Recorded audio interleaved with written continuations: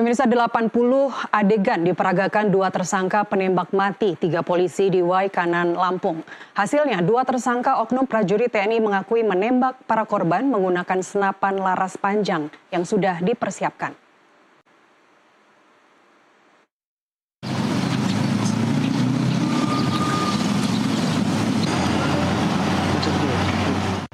Tiga penyidik Detesemen Polisi Militer 2, 3 Lampung menggelar rekonstruksi kasus gugurnya 3 polisi saat menggerebek judi sabung ayam di Desa Karangmanik, Kecamatan Negara Batin, Kabupaten Waikanan.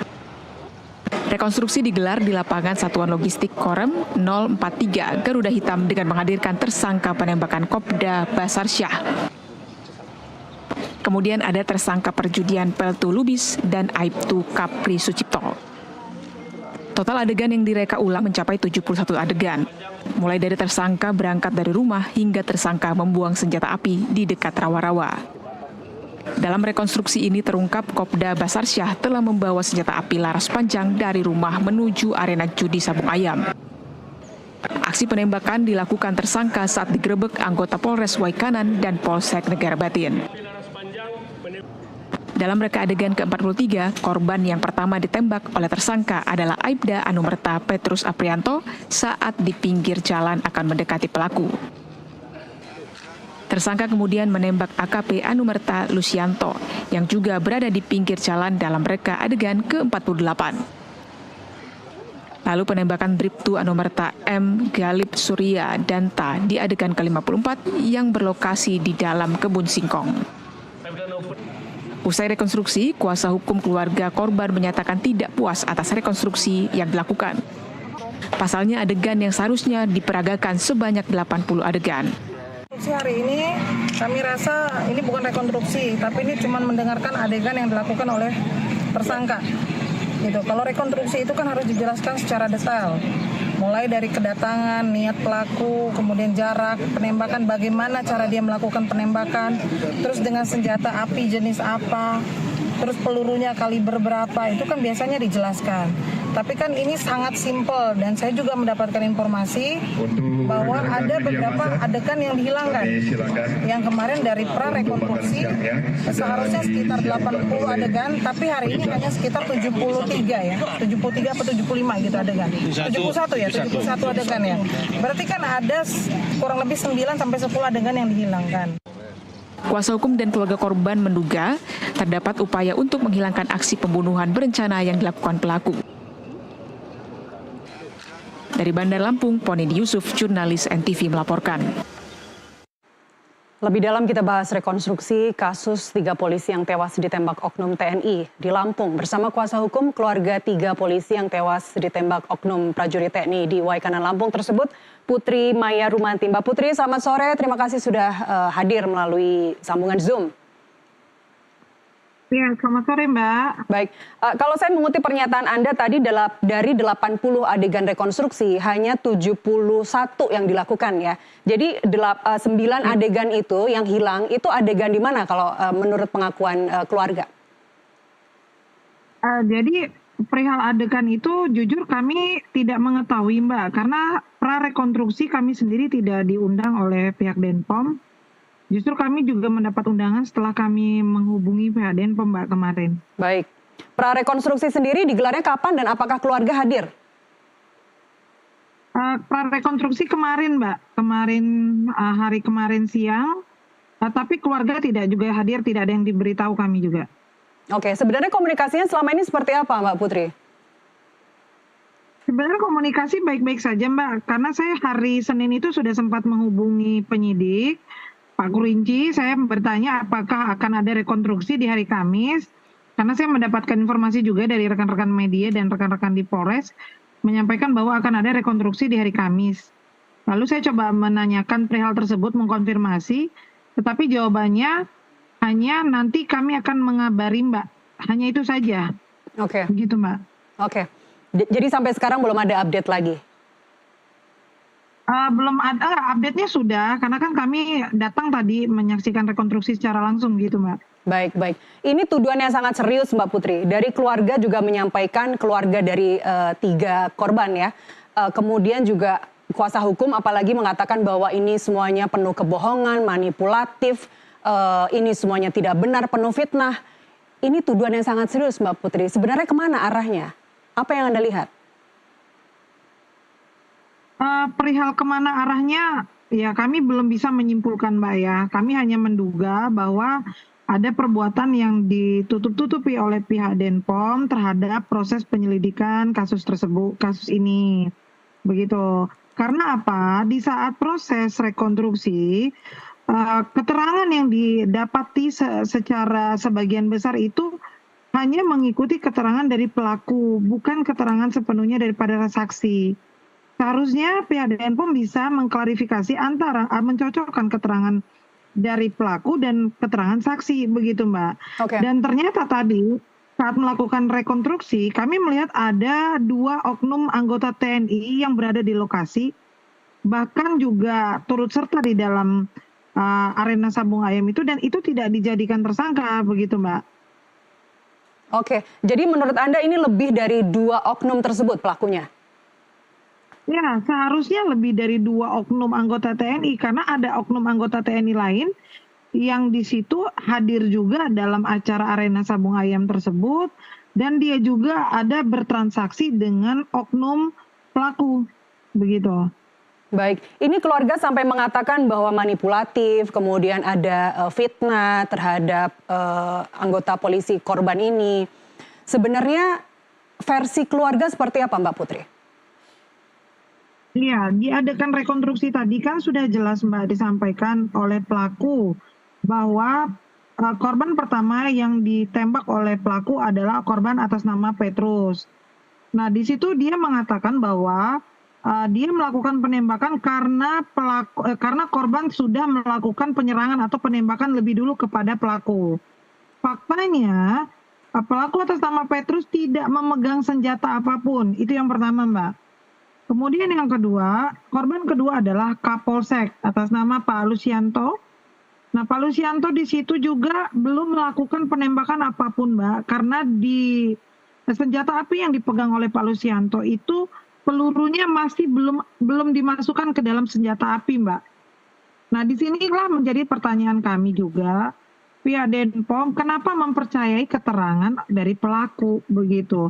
Mereka ini kan keterangan dari pelaku, bukan keterangan dari saksi, Mbak. Ya. Faktanya kan memang tidak ada penembakan begitu.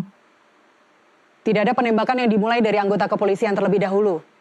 Iya, Baik, gitu Mbak. baik. Terhadap pelaku ya, kepada pelaku ya. Terhadap gitu. pelaku. Tapi Jadi dari ya. cerita keluarga atau saksi yang sempat ditemuin bahwa penembakan awalnya bukan ketiga korban ini yang memulai duluan.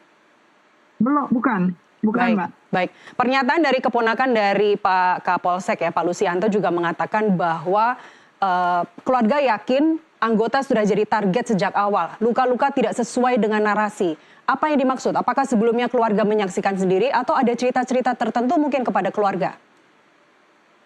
Jadi begini Mbak, kalau perihal cerita saya kurang paham. Tetapi saya sendiri sewaktu hari Kamis atau Jumat yang minggu lalu, saya pergi meninjau lokasi bersama Komnas HAM, dan di situ saya juga melihat posisi pelaku melakukan penembakan itu dari di atas Mbak, bukan sejajar dengan korban. Bagaimana Anda melihatnya, Jadi, Mbak Putri? Antara titik pelaku dengan titik korban itu bedanya tuh hanya sekitar 1 meter tingginya. Kemudian pelaku itu jaraknya dengan korban itu sekitar 3 sampai 4 meter lah Mbak. Begitu. Jadi memang kalau kita lihat titiknya pelaku dari atas itu kan karena dia gundukan tanah ya Mbak. Perkebunan itu ada siring dan di atasnya baru lokasi sabung ayam dan warung. Nah, titik pelaku melakukan penembakan itu titiknya ada di atas warung. Jadi posisinya ada di atas. Jadi ketika dia melihat ada yang datang itu sudah dibidik dari jauh gitu, Mas. Memang sangat mudah untuk melihat pelaku melakukan penyerangan tersebut kepada korban begitu. Baik. Apa sebenarnya, ini kan tidak ada kamera, tidak ada foto, tidak ada bukti yang menunjukkan bahwa telah terjadi penembakan, siapa yang melakukan, siapa yang berbuat, siapa yang menjadi korbannya. Tapi bagaimana kemudian dari kuasa hukum menggali bukti-bukti ini? Ya, kami kan mendapatkan keterangan dari saksi Polri, anggota Polri yang sedang melakukan penggerbekan di sana ya Mbak. Kami juga kan melakukan gelar kecil dengan anggota Polri bahwa mereka bagaimana caranya melakukan penggerbekan, kemudian apa yang dilakukan mereka sebelum terjadi begitu Mbak. Oleh karenanya kami melihat saat juga saya datang ke TKP, kami juga bisa menyimpulkan bahwa pelaku itu dengan sengaja melakukan penyerangan tanpa melakukan komunikasi terlebih dahulu, begitu. Karena dilihat dari keterangan saksi Kanit yang ada yang berada tidak jauh dari jarak korban, begitu Mbak. Baik, seperti apa keterangan yang bisa digali dari Kanit tersebut, kemudian juga ada permintaan dari keluarga agar persidangan nanti digelar terbuka, itu kemudian membuat kita berpikir apakah ada indikasi sebelumnya mungkin Anda juga mendengar bahwa persidangan akan rencananya digelar tertutup. Tapi nanti jawabannya ditunda dulu Mbak Putri. Kita kembali usai jeda pariwara berikut. Pemirsa tetaplah bersama kami.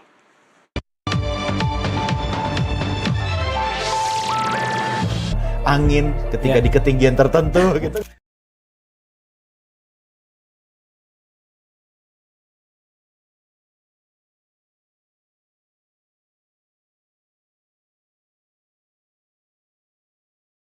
Kepada masyarakat.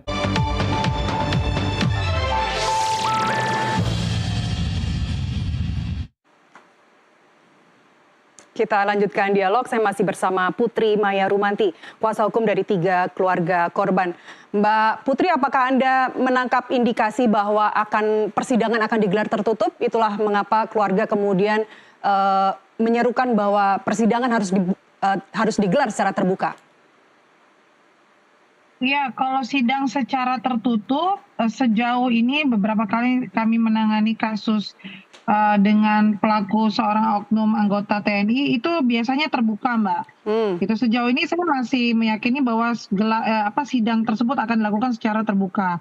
Hanya saja kami ingin pihak Denpom melakukan pemeriksaan kepada pelaku itu harus secara detail dan teliti, Mbak. Tidak hanya menerima atau mendengarkan keterangan dari pelaku saja, begitu. Baik, ini pihak keluarga saya menangkapnya mereka tidak puas dengan rekonstruksi, mereka merasa bahwa keluarga korban justru difitnah, tapi yang saya rasakan mereka sungguh vokal, Mbak Putri. Apakah ada perlindungan terhadap keluarga? Ya, kan tadi seperti yang disampaikan oleh pihak keluarga Bribtu Galip ya. Bribtu Galip itu tadi kan keterangannya bahwa Bribtu Galip yang melakukan penembakan terlebih dahulu nih Mbak kepada pelaku. Tapi kan faktanya Bribtu Galip tidak sama sekali mengeluarkan, di selongsong pelurunya pun tidak ada yang satupun yang keluar. Bahkan bentuk senjatanya pun masih dalam lipatan di dadanya begitu. Nah disinilah keluarga yang merasa bahwa anak mereka sudah menjadi korban tapi difitnah kembali gitu. Nah, disinilah perlindungan yang harus kami minta dari LPSK terhadap keterangan saksi-saksi ini yang dapat menyudutkan pihak korban begitu, Mbak. Baik, baik dari keponakan Pak Lusianto juga mengatakan bahwa ini semua kebohongan. Apakah sudah ada komunikasi ke LPSK? LPSK sudah, Mbak, sudah. Bagaimana hasilnya? Sudah. LPSK tadi juga kan masih turut serta mengikuti rekonstruksi ya Mbak. Untuk hasilnya kita belum komunikasi karena memang saya harus kembali dulu ke Jakarta begitu. Mungkin nanti after dari sini saya akan komunikasi dulu dengan pihak LPSK mengkerucut hasil dari rekonstruksi hari ini begitu. Baik, biasanya LPSK tidak lama untuk menentukan apakah mereka yang minta untuk dilindungi ini berhak dilindungi atau tidak, tapi mungkin nanti bisa diupdate lagi Mbak Putri kalau sudah ada jawaban dari LPSK. Saya ingin kembali ke keluarga korban, apakah nantinya bisa dipastikan keluarga semuanya, tidak hanya dari keluarga inti atau istri dan anak-anak juga, tapi juga keponakan, karena mereka semua sudah teriak-teriak, mereka semua merasa ini semua tidak adil. Iya, iya Mbak. Bisa dipastikan ya? Baik. Ya. Kalau rencana keluarga ke depan seperti apa Mbak Putri? Rencana keluarga ke depan memang keluarga kan menyerahkan kepada kami bagaimana untuk proses selanjutnya. Tentunya saya akan berkoordinasi dulu dengan Pak Hotman Paris melaporkan hasil dari rekonstruksi hari ini Mbak. Bagaimana petunjuk dari beliau, apa yang harus kami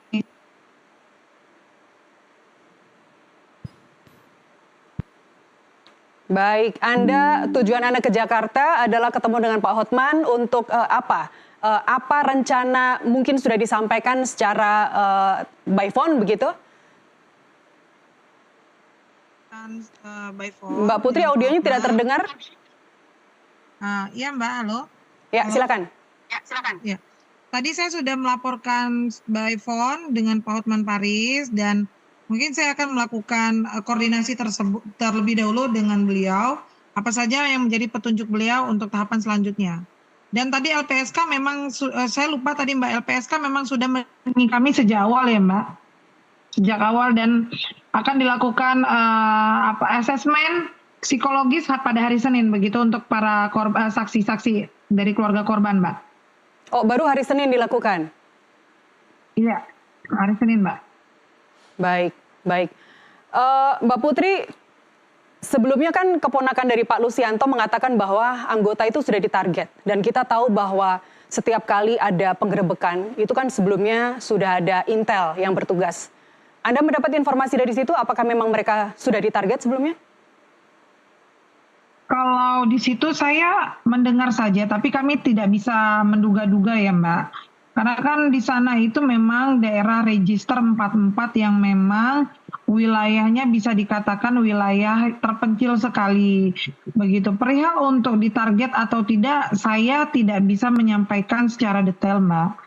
Hanya saja pihak keluarga sah-sah saja untuk menduga bahwa ada pentargetan tersebut. Karena apa, sebelum terjadinya peristiwa ini, menurut informasi dari keluarga Pak Kapolsek, bahwa memang pelaku sudah seringkali diingatkan oleh Kapolsek untuk tidak lagi bermain judi sabung ayam, begitu Mbak? Oh, sebelumnya sudah ada peringatan ya? Iya. Baik, baik. Mbak Putri, sebelumnya kan juga beredar berita bahwa istri Kapolsek, mantan Kapolsek, Pak Lusianto, dan juga istri dari Pak Petrus Aprianto, itu dihadang ketika mereka mau ke Jakarta. Kemudian ada berita bahwa itu tidak benar, mereka memang urung untuk berangkat karena ada Pak Kapolri mau datang ke rumah duka. Seperti apa sebenarnya kronologinya, Mbak? Itu di awal ya Mbak, di pertama ya, memang saya awalnya mendapat informasi bahwa mereka sudah berangkat, namun mereka ya sejujurnya memang dihadang, hanya mereka tidak mau memperpanjang berita tersebut begitu Mbak. Mereka mengambil sikap, ya sudahlah mungkin ini memang perihal positif gitu, karena memang saat itu 2 hari kemudian Pak Kapolri akan ada kunjungan gitu ke rumah mereka masing-masing, dan perihal tersebut disampaikan agar pihak keluarga Pak Petrus dan Pak Lusianto tidak terhalang dengan arus mudik, itu saja sih. Baiknya Mbak. Sudah berangkat itu maksudnya sudah sampai Jakarta? Belum, masih di tengah perjalanan Mbak. Oh, di tengah perjalanan. Baik, ini beritanya dari Oku benar ya? Berangkatnya dari Oku, dari Sumatera Selatan, betul. Bukan dari Lampung. Kemudian di tengah jalan urung karena ada, kalau diberitanya kan karena ada Pak Kapolri mau datang ke rumah duka. Tapi sebenarnya cerita dari keluarga, dari 2 istri korban ini bahwa mereka di tengah jalan dihadang atau diminta untuk kembali. Seperti apa ciri-cirinya mungkin kembali. Mereka yang menghadang? Atau ada narasi tertentu yang disampaikan kepada para istri? Ya, kalau disampaikan sih itu anggota Polsek Buai Madang ya Mbak. Anggota Polsek Buai Madang. Oke, hanya anggota Polsek Buai Madang ya. Oh, dari pihak polisi berarti ya? Iya, Polisi Oku Timur ya Mbak. Oku Timur, baik. Seperti apa narasinya Mbak Putri yang disampaikan kepada para istri? Mereka diminta untuk putar balik karena dikhawatirkan kunjungan Pak Kapolri, gitu, takutnya mereka terhalang di jalan untuk kembali, akhirnya tidak bertemu dengan Pak Kapolri. Ya. Itu yang kami dapatkan. Baik, tapi beneran Pak Kapolri datang ke rumah duka kemarin ya, setelah peristiwa itu. Oke, baik. Iya, baik, Mbak Putri, terima kasih atas waktunya. Sehat selalu, nanti diupdate berita selanjutnya dari LPSK. Baik. Terima kasih sekali lagi. Baik, terima kasih Mbak, terima kasih. Pemirsa, informasi lainnya masih akan kami hadirkan usai jeda pariwara berikut, tetaplah bersama kami.